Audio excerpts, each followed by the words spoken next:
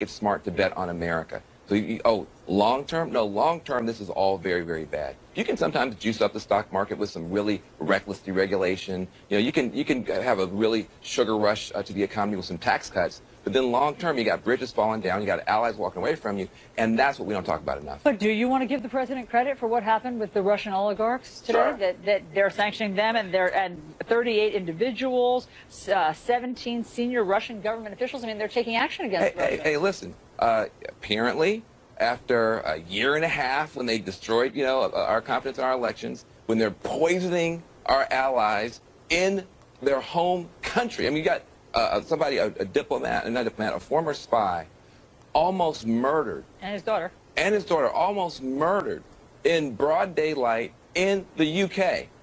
We are going to do something. Well, listen, that's great, but that does, listen, I think if they want a big cookie and a glass of milk and a pat on the head for doing what every other country is doing, I don't think that's good enough, because we're the country that had our election disrupted, and that has still not been responded to appropriately. But this is being responded to. I mean, that right. But the point is, there's not the deterrent. There's not the really deterrent piece in place, as the congressman pointing out. Let's talk Scott Pruitt, because this gets to one of your areas of expertise.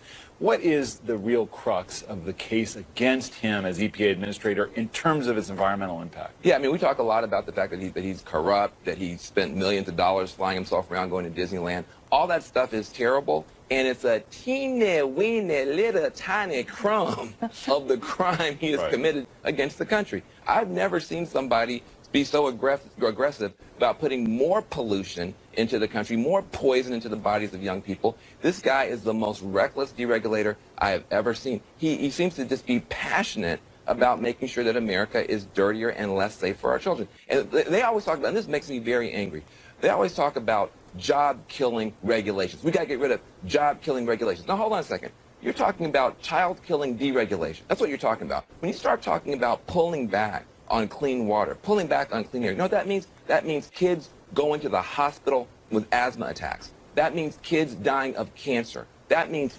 hurting America. That means killing Americans. And we don't talk about it in those terms. And they get away with this stuff all the time. He is the worst. He is the worst. Enter Al Gore. You're going to be talking with him for your show this weekend. What's the conversation? Well, we're going to talk a lot about this, but here's the thing. I love doing the show that I get a chance to do on the weekends, because we do get a chance to take a step back from the tweet wars and stuff like that and look at the bigger trends. There's deeper damage being done by the Trump administration than we can even keep track of. Part of it is, when